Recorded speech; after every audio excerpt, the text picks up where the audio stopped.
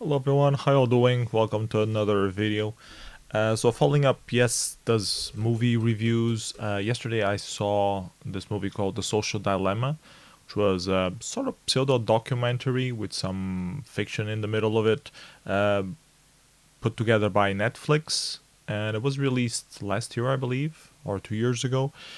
It focuses around social media and what Silicon Valley did to develop social media to the point where the algorithms try to optimize your engagement and how unregulated it all is and how dangerous that becomes in terms of proliferation of fake news, polarization of views, creating a social bubble for yourself where you only listen or read about things that you already agree with and not opposing critical viewpoint, and how children, for example, are susceptible to it or more susceptible, and even grown-ups, even people who really know that these things are taking part, can easily be caught up into just cycling through your feed of Instagram or Twitter or Facebook or whatever, and just trying to get more engaged, because that's how we function on a base level as humans. We try to get connections with other people, and we feel like we get those out of social media, and we do at some point. We definitely do. The dangerous thing here that the movie tries to alert about is more about it being machine learning led at this point. So it's algorithms that optimize themselves, and there's like no particular human saying we can do this, we can do that, and let's do what is best for the particular person that is reading. There is like the goal is to maximize profit, and to maximize profit is to give you more content to keep you hooked, and content that gives good ads, that people will pay good ads to have that. So in that regard, technology is serving economic values instead of humanitarian values or social values, and that is the big change that the movie advocates for happening, that there should be some sort of rules or constraints. They give an example like the same way that we abolished slavery, we should have some sort of constraints to make it illegal to have a market based on your engagement to something. So legislate that somehow. Mostly agree overall. Whenever we come to legislations, I'm always a bit weary because I know that there will be some people who will use that opportunity to put down rules which are stupid and limiting for the gross majority of people, where it feels to me that things could be, I don't want to say that's all in the hands of the user, because there's definitely a dopamine effect and something irrational in everyone that does, and it takes some realization for you that you should be killing all notifications so you don't have the constant ping asking for your attention, demanding your attention, that you should have a certain not only discipline but self-control in some way. And it's easier said than done because it's intrinsic to human nature, and you will start having anxiety from that if you try to control it yourself in that way. So it needs to be something that is already from the ground up. I can only give you my examples on how I managed to deal with those things. I remove notifications from everything. So the only notification that I have is an SMS on my phone. If someone is trying to contact me by phone, it's probably urgent, and that's why I have it on. Emails, I have notifications turned off. I don't get a ping on my phone whenever I get an email. I have to sit down at a specific point and check my inbox, and I do that like first thing that I do when I wake up, probably.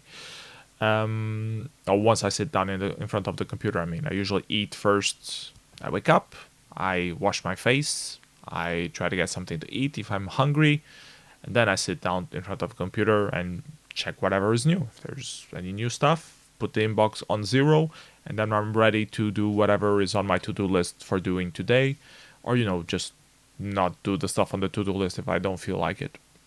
And I try to reduce those interactions with social media as much as possible. Like I check, and if there's anything new, I check it, but try to reduce the number of times that you go to check if there's something new, and try to reduce the time you spend looking at those things. And if you then there needs to be some sort of internal trigger for you to realize that I've been scrolling for the past 2 minutes and there's absolutely nothing new, and this is the third time that I refresh this website, or that I do the tick up to check what's new on this application, and that there is nothing here. And I used to have this problem before social media arrived. Like when IRC was the way that we would communicate remotely, IRC would be a time sinker as well. It would be in too many channels, constantly looking if there's any update. So it can be draining. It has some good aspects in terms of getting to know other people, contacting them directly, the availability of it all. But at the same time, it's a huge time sink, and you should be able to constrain yourself somehow. Like only do that at specific hours, for example. Like I only will do it before going to eat, for example. That's a good. That might be a good strategy, because you might feel hungry and then have to abandon that interaction. Things like that. So I sort of agree that this is a problem, and that we need to find ways as a society to fix them, control them, put in practice some good practices to not have it on by default, like not have notifications on by default, and not build applications that aim to absorb your engagement. Because most of the games and applications being developed nowadays are aimed for you to be engaged as much as possible, because the more time you spend there, the more likely you are to spend money on it. So they optimize this to a ridiculous level. Like they did a lot of psychology tests developing applications to try to make sure that you are as focused on that as possible. And for a lot of people it's obvious, but they still fall for it, because they still want that engagement, that they still want that response. And as long as it has a positive feedback loop, a dopamine rush, or whatever it's called, you still want to engage with it. It's good if it's giving you positive things, a positive response, a positive click on your mind. It's bad when it sucks all the time you have out of you, and you're not focused on doing a lot of other things that could be more important or as important. Like if it takes a huge chunk of your time without you really getting the benefit, if you feel void after the whole experience. Like I just spent 2 hours reading a social media site and I got nothing out of it. That's when it's worrying, and that's when you should cut back. And that's what they're trying to see if it makes any sense how to regulate this without feeling like a shackle on you. Because I mean, notifications are important. Notifications were created so that people get notified immediately of things. It's just this constant demand for engagement and for attention that can be daunting. So it's a complicated problem, but it's something that needs to be discussed. And as they mentioned in the movie, we're still basically monkeys. We haven't evolved that much throughout millions of years. And all of a sudden, technology takes this huge spring where instead of someone calling your name every 5 minutes, which is already quite draining, you have this constant ping every few seconds of new stuff, and this anxiety to check what's new. And it's doing terrible things for a lot of people and children and people all sorts of shapes and sizes. Not only caughting you in your own bubble And this is one of the reasons that people think there have been a rise in fake news and the bipolarization of thoughts, like either you're for this or you're against it. There's no middle ground, and people on this side only hear the opinions on this side, and people on that side only hear the opinions on that side. There's no discourse. There's no trying to merge the two views and finding a compromise. There's just this side, and if you're not on this side, then you're stupid, and if you're not on the other side, uh, so that's what scares me the most, actually, about all these things, because the notifications, you can educate people into stopping using those applications, even if a lot of people will struggle with that, and there are a lot of examples of that. You can still, educate people that you should disable notifications by default, that you should limit your usage of your phone, that you should not have the phone when you're eating, for example, that you should reserve specific chunks of time to do other activities other than that. So that checking your social media and checking your social feed on your computer should be half an hour at this point and half an hour at the other point, and not 3 hours throughout the day of constant checking, accumulated of all the constant checking that you do, and all the anxiety and self-worth deprecation that comes with it. So yeah, as I was saying, what scares me most is this extreme thing that is happening, which is corroding democracy, as they said on the movie. We're going to extremes in terms of political views, ultra nationalists and ultra lefts, and it's like the center is starting to disappear, and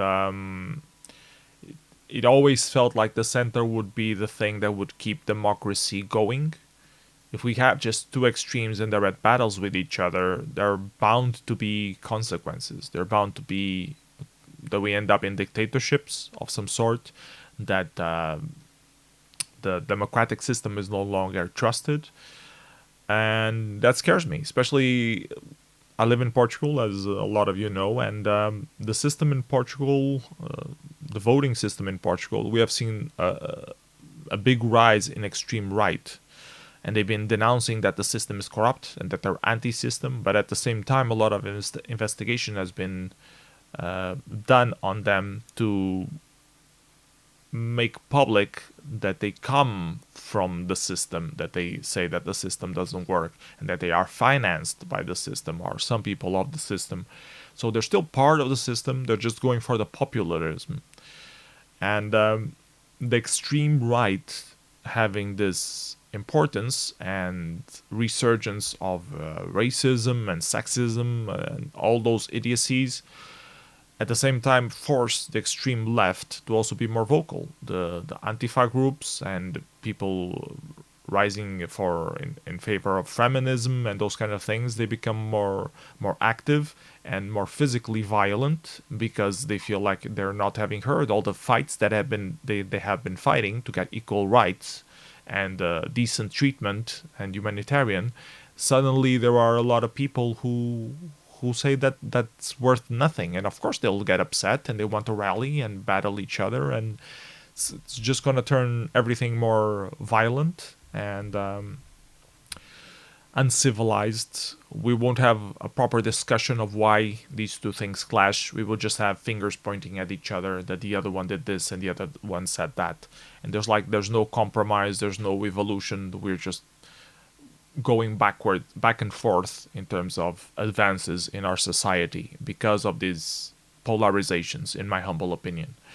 So that's how I feel about that, and it's scary for me because it might, even though I agree that there's a lot of corruption in the system and the system needs to be reviewed and thoroughly checked and cleaned up of personal interests, turning it into a dictatorship is not going to do that. It's just going to make it worse.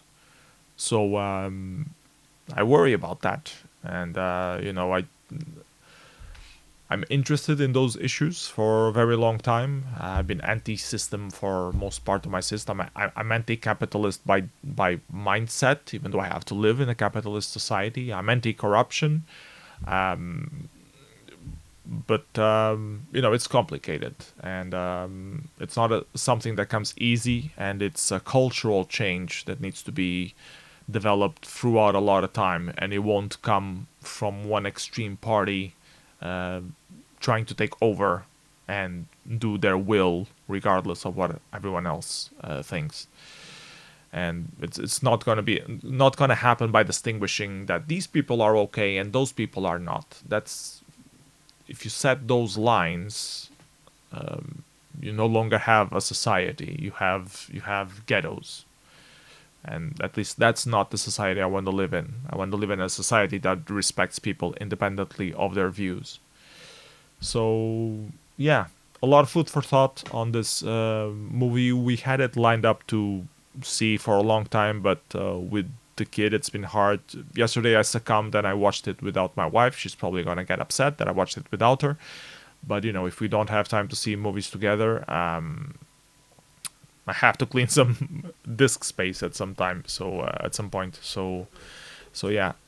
Anyways, hope this video is useful. If you want to discuss this subject, feel free to post on the comments below. See you next video. Bye bye everyone. Take care.